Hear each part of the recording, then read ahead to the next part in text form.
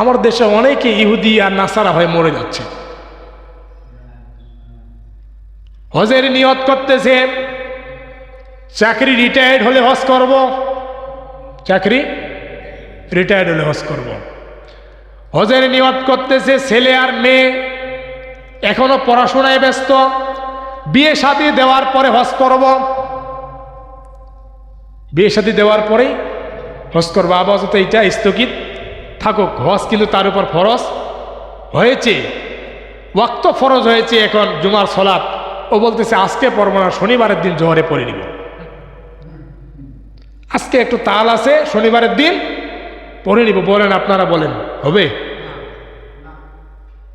হজের জন্য 7টা সত্য রয়েছে, তার মধ্যে অন্যতম সত্য হলো আর্থিক। যার উপর অর্থ হয়েছে হজ তার উপর ফরজ হয়েছে।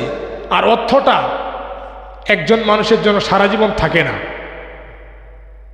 কেউ যদি মনে করে এই অর্থটা মরা পর্যন্ত থাকবে, তাহলে তার ধারণা ভুল। দেখো অনেক ধনীরা মরার সময় ভিক্ষুক হয়ে মারা গিয়েছে। দেখো অনেক ভিক্ষুক এতিম ছেলে খাবার পায়নি, পরিশেষে এমন পরিবেশ তৈরি হয়েছে 10 জন ধনীকে সে কাঁপিয়ে দিয়েছে। এজন্য আর্থিক কখন চলে যায় এটা বলা যাবে। আমার উপর মনে করেন এই বছর হজ ফরজ হয়েছে, কিন্তু আমি মনে করতেছি 5 বছর পরে করব। এই 5 বছরের মধ্যে আমার আর্থিক শেষ, এখন আমার কি হবে? হজ তো আমার উপর ফরজ হয়েছিল, এখন অর্থও নেই, যেতেও পারি না। যেই সময় হজ ফরজ ওই সময় যেই নেই, আর এখন যাব অর্থ নেই।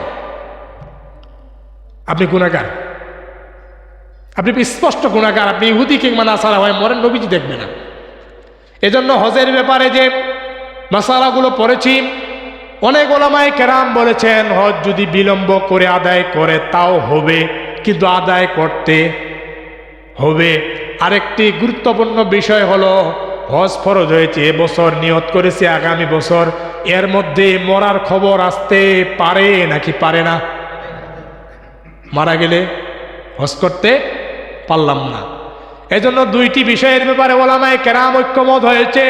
একটি হলো যে সম্পদ সর্বদা থাকে না, 2 নম্বর হায়াত চিরদিন থাকে না। এজন্য হজ যখনই ফরজ তখনই করো, যখনই ফরজ তখনই করো।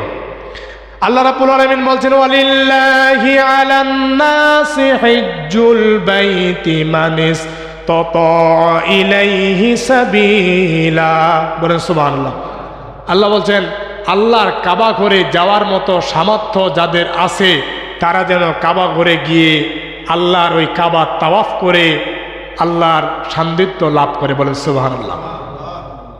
তাহলে যার অর্থ আছে সে হজ করবে, যার অর্থ নাই জোর করে করবে নাকি? জোর করে। চোর একবার চুরি করলো, দেখা গেল যে ইমাম সাহেব বলছে চুরি করলে কয়টা গুনাহ?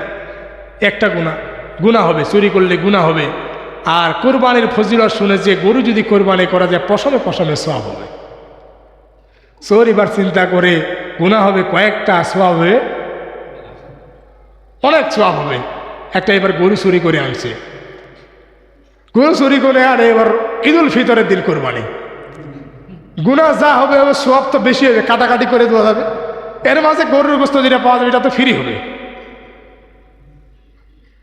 তো এরকম না, যার উপর হজ ফরজ হয় নাই তাকে হজ করার কোনো আল্লাহ বাধ্যতামূলক করে নেই। তবে যার জন্য হজ ফরজ হয় নাই, সপ্তাহে একটা দিন তার জন্য জুমার দিনে নামাজ আদায় করা কবুল হজের সওয়াব আল্লাহ তাআলা দিয়ে দেন।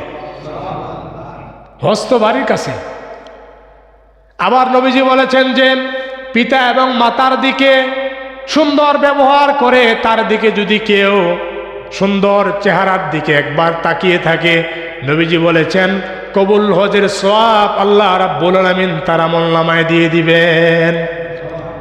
কিন্তু বাবা আর মায়ের দিকে তাকাইলে বুড়ি ছাড়া কোনো উপায় নাই, দেখলেই মাথা গরম হয়ে যায়। মানে শয়তান এখানে ধাক্কা দিচ্ছে, দেখিন না, দেখিলে তো কি হবে? হজের সওয়াব হবে, প্রয়োজনে গালি দে। বুড়ি এখন আর ভালো লাগে। এজন্য নবীজি বলেছেন যে হজের ব্যাপারে যখনই হজ ফরজ হয়ে যাবে তখনই হজ করতে হবে। না হলে কখন অর্থ চলে যায় আর কখন মৃত্যু চলে আসে। 7টি বিষয়কে কেন্দ্র করে হজ ফরজ।